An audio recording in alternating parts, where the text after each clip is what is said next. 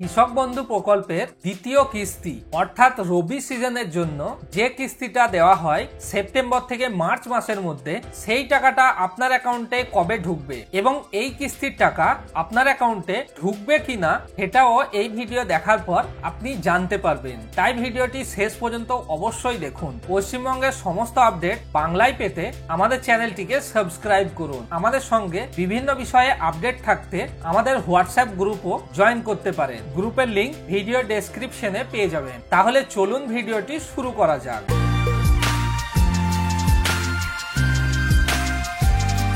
বাংলায় কৃষকদের উন্নয়নের লক্ষ্যে মুখ্যমন্ত্রী মমতা ব্যানার্জি চালু করেছেন কৃষক বন্ধু প্রকল্প। এই প্রকল্পের মূল উদ্দেশ্য হল রাজ্যের কৃষকদের আর্থিক সহায়তা প্রদান করা এবং আধুনিক কৃষি যন্ত্র কেনার জন্য প্রয়োজনীয় অর্থ সরবরাহ করা। কৃষকদের কাছে এই প্রকল্পের মাধ্যমে বছরে দুবার টাকা প্রদান করা হয়, একবার খরিফ শস্য মৌসুমে ও দ্বিতীয়বার রবি শস্য মৌসুমে। এইভাবে বছরে 4 থেকে 10,000 টাকা পর্যন্ত কৃষকদের দেওয়া হয়। এবার জেনে নেব কৃষকদের কত পরিমাণ জমি থাকলে কত টাকা দেওয়া হয়। এই প্রকল্পের মাধ্যমে কৃষকদের জমির পরিমাণ দেখে তাদেরকে অর্থ প্রদান করা হয়। যদি কোনো কৃষকের 0.4 একর পর্যন্ত জমি থাকে তাহলে তাদের বছরে 4,000 টাকা দেওয়া হয়, অর্থাৎ প্রতি কিস্তিতে 2,000 টাকা করে। এবং যদি কোনো কৃষকের 0.41 থেকে 0.99 একর পর্যন্ত জমি থাকে তাহলে সেই জমির পরিমাণ অনুসারে তাদের 5 থেকে 8,000 টাকা পর্যন্ত দেওয়া হয়।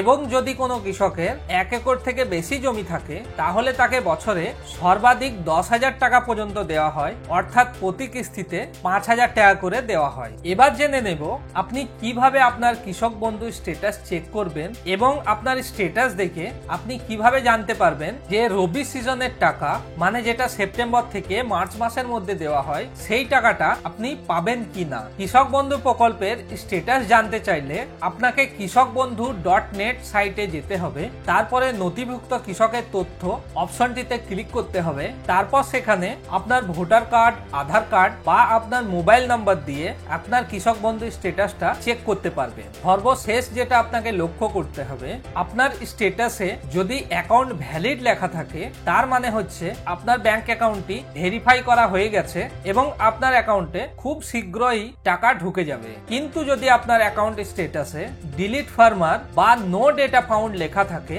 তাহলে আপনাকে বুঝতে হবে আপনার কৃষক বন্ধু প্রকল্পে আবেদনটি সঠিকভাবে হয়নি বা কোনো ত্রুটি থেকে গেছে। তাই আপনাকে কৃষক বন্ধু প্রকল্পে পুনরায় আবেদন করতে হবে। এই সম্বন্ধে আপনি কৃষক বন্ধু প্রকল্পের হেল্পলাইনেও কল করতে পারেন। কৃষক বন্ধু হেল্পলাইনের নম্বর আপনি স্ক্রিনের উপরে দেখতে পাচ্ছেন। এই নম্বরে সকাল 10টা থেকে সন্ধ্যে 6টা পর্যন্ত যে কোনো সময়ে ফোন করে আপনার প্রয়োজনীয় তথ্য জানতে পারেন। এবার জেনে নেব কৃষক বন্ধু প্রকল্পের স্ট্যাটাসে ফাইনাল আপডেট কবে এসেছে। বর্তমানে অনেক কৃষকদের কৃষক বন্ধু প্রকল্পের ট্রানজাকশন স্ট্যাটাসের ঘরে ফাইনাল আপডেট এসে গেছে, অর্থাৎ কিছুদিন আগেই এই স্ট্যাটাসের ঘরটি ফাঁকা ছিল।